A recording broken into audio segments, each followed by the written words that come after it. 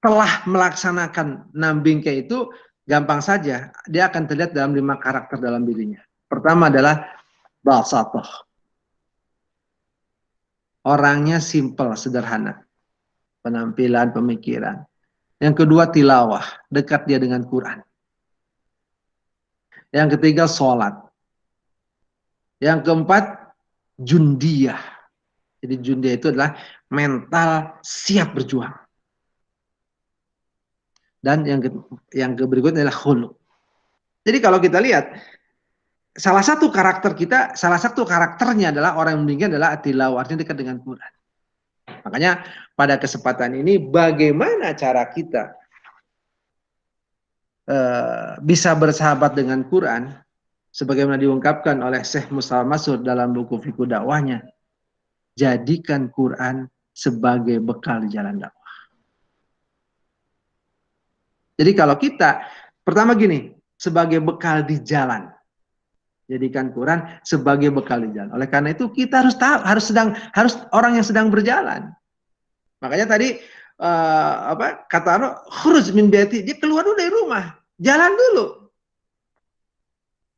Jadi omong kosong, orang akan bersahabat dengan Quran, tapi kalau dia nggak pernah menempuh sebuah jalan. Jalan yang mana? Hadis sabili yang tadi. Saya driver, saya suka berkendaraan jarak jauh, suka nyupir, dan saya suka terhadap mobil saya dan segala macam. Saya tahu persis bahwa mobil itu untuk jalan, ya kan? Ada bekal utama pada mobil itu. Apa itu? Bahan bakar, bensin. Maka ketika saya akan pergi perjalanan jauh, saya tahu persis di mana saya harus mengisi bensin. Dan saya juga tahu peta di mana saja ada pom bensin.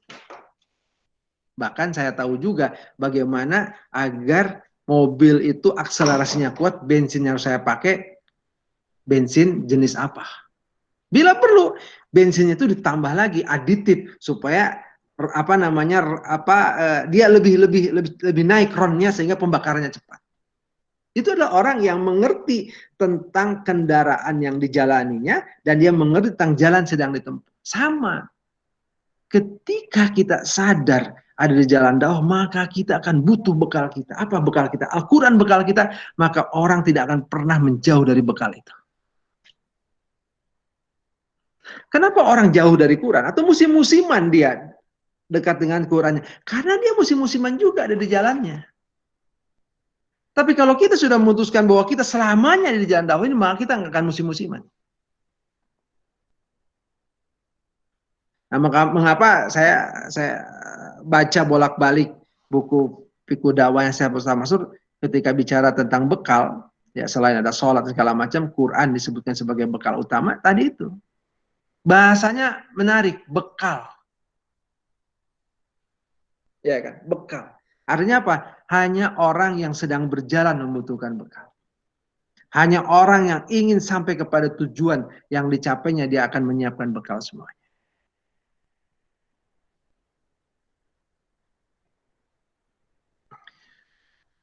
Alhamdulillah, seperti saya katakan tadi, kendaraan. Begitu pentingnya bekal bagi kita seperti kita berkendaraan yang digunakan oleh musafir. Apapun merek mobilnya, berapapun harga mobilnya, kalau di tengah perjalanan tidak diisi bahan bakar dan tidak memiliki cadangan bahan bakar, maka kendaraan seberapa mahal, seberapa mewah pun tidak lebih dari sepotong besi tua. Tidak lebih dari seonggok besi yang tidak bisa bermanfaat buat kita untuk berbuat apa-apa. Ya kan? Jadi bagi kita, apapun hebatnya kita, ya kan? Ketika kita kering dengan bekal ini, ketika kita sudah tidak merasa butuh dengan bekal ini, tidak berusaha menambah bekal kita, tunggu aja. Ya kan, walaupun penampilannya hebat, mungkin penampilan dalam bentuk yayasan, dalam bentuk organisasi, dalam bentuk LSM dan segala macam. Kalau nggak ada bekal, tunggu aja tanggal matinya. Ya kan? Ya kan? Mungkin mati nuraninya, mati tujuan ikhlasnya gitu kan. Pasti ada kematian, ujung-ujung dia kematian. Ya kan? Ujungnya kematian. ujung-ujungnya hanya seonggok besi tua. Ketika tidak diisi bekalnya. Itulah pentingnya bagi kita sebagai para aktivis melanjutkan, memberikan. Demikian juga tadi seperti aktivis yang berjalan dakwah, bila bekal keimanan, ketawaan, kedekatan dengan Quran berkurang, bahkan habis, tidak ada pembaharuan atau penambahan, tunggu saja, ya kan? Kita akan menjadi seperti bangkai, bukan mengobati tapi menularkan virus, ya kan? Seperti orang yang sekarang ini carrier ya, atau mungkin juga positif gitu kan, kena virus, dia kemana-mana.